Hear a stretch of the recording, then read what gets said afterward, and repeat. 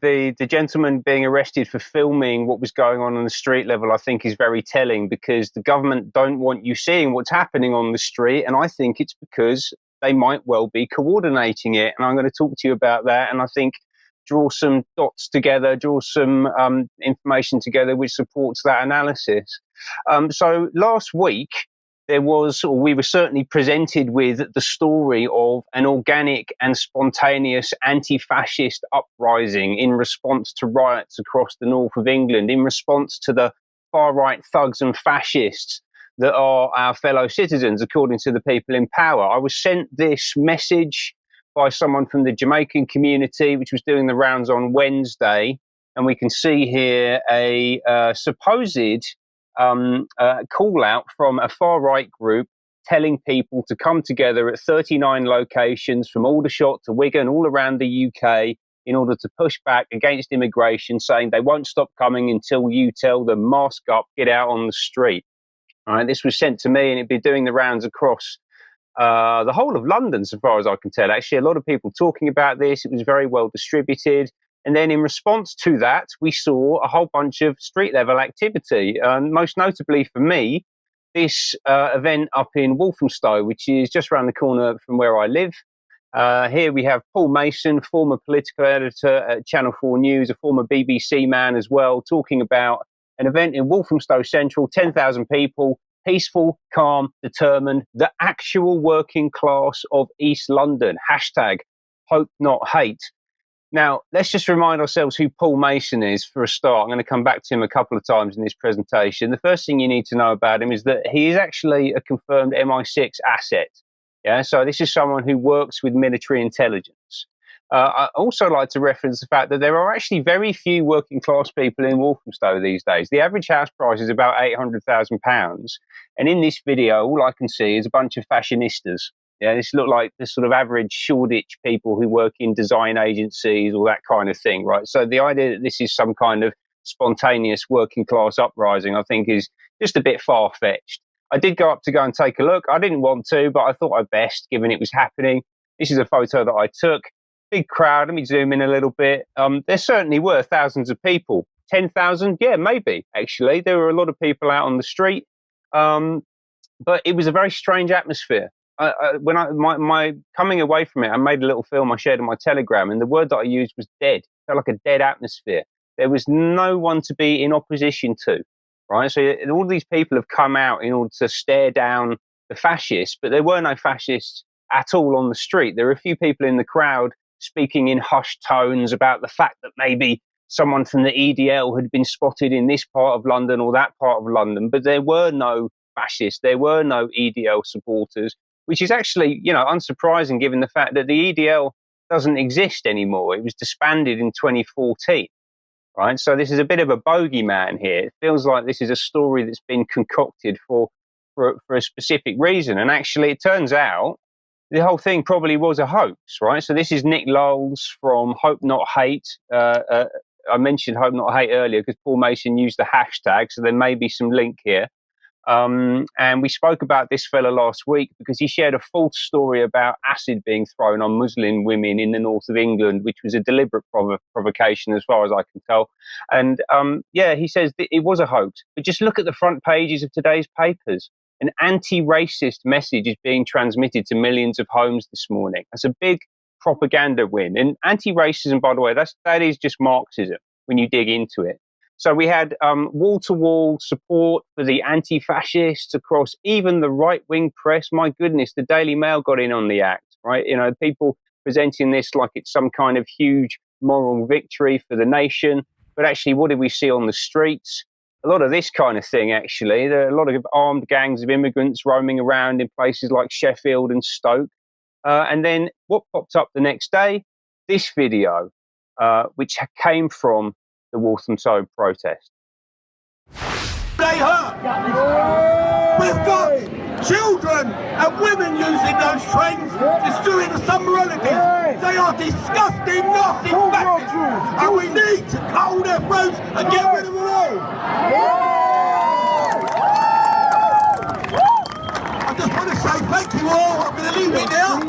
And free, free, free, free, free. Smash you up.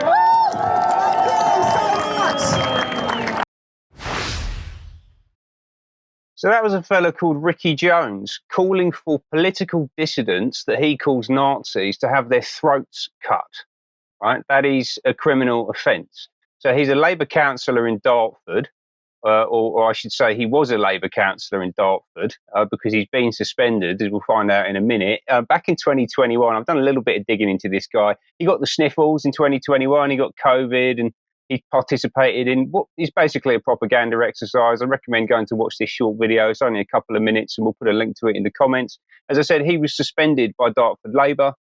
They said that they're aware of a video circulating. The behaviour is completely unacceptable. He's been suspended from the Labour Party, and they're not going to be making any further comment. All of the replies were locked, so there's no discussion over here. And then the next day, actually, it was on the same day that the video appeared, on the 8th, he was arrested. Yeah, so the Met Police saying that a man's been arrested at an address in South London.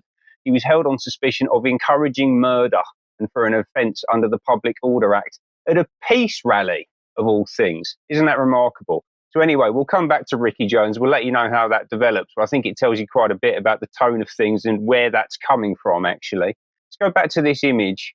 So there were two things that jumped out at me here. The first one is that is an Amnesty International high-vis vest.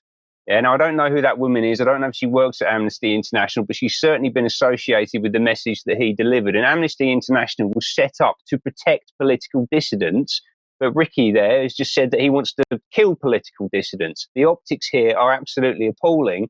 Amnesty have not thus far made any kind of statement about this. I've been onto their Twitter page and they've not posted anything since the 7th of August. And I think they need to make a statement. So actually this afternoon, I'm going to be contacting Sasha Deshmukh, who I used to work with, by the way. Hi, Sasha, who is the chief executive of Amnesty UK. So I think that they need to come out very firmly on the side of, on the right side of this, frankly. Who else have we got in frame? So this woman laughing about the throat cutting. That's Jo Cardwell. She's a radical Marxist, and she was the chief steward of the event. She was actually running the event. She was the senior official there organising things on the ground. As I say, she's a political operative. She's been working very closely with the Green Party recently, and she was a part of the team working with this gentleman, Mohsin Ali, who's the lead city councillor for Gipton and Hare Hills for the Green Party, and he was voted in back in May. And I think this image is quite revealing, actually, because we have some quite irate immigrant gentlemen in the foreground, and then you have a grinning Marxist in the background looking at all of the chaos unfolding. Yeah, I think that's a really powerful image, actually. So who else was talking about this? Reuters got in on the act. They actually had a quotation from Jo Cardwell, who they describe as a volunteer at Stand Up Racism. And she's basically coming out and saying, this is a scale of attack that we have never seen before.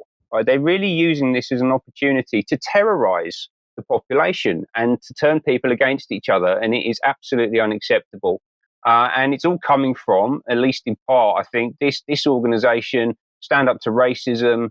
They've been producing these signs, and they're clearly extraordinarily well backed, because you don't leave that much timber and print by the side of the road every weekend, and they are all around the country every weekend, providing protesters with these signs, and that doesn't come for free, right? You know, there's a lot of money getting used here. Very little information about them on their website. The whole thing is run on Gmail accounts. Right? They've got 50 locations around the UK, but there's no formal email address. But then actually, when you do dig into it properly, and this came from a gentleman called Sean Finch, who found out that actually the former president of this organisation that has been organising these counter protests is Diane Abbott. Yeah, the very senior Labour MP for Hackney North. And this organisation is directly linked into something called Unite Against Fascism, the British anti-fascist group. If you go to the Wikipedia page for Stand Up to Racism, there's actually nothing there. It takes you directly to this organisation.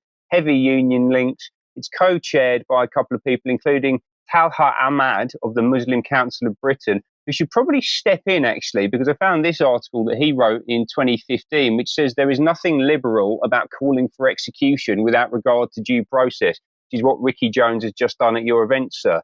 Anyway, it's going to keep on escalating. They've got a big fundraiser coming up on Saturday with Jeremy Corbyn in Dalston in London. They've been active this past weekend. We've got Paul Mason back outside the Reform HQ in central London with signs that we've just talked about. And actually, let's go back to Paul Mason, because I think he's absolutely crucial in all of this. So what's he talking about? He wants the government to enact the full Online Safety Act with no more consultations. He wants heavy censorship. And who's pulling his strings? We've already talked about MI6, but maybe it's this guy in his Twitter handle. Wow. Ben, thank you very much. Obviously, a lot that people need to research to really understand what's causing the angst and trouble in this country. We've got more analysis coming up in today's news.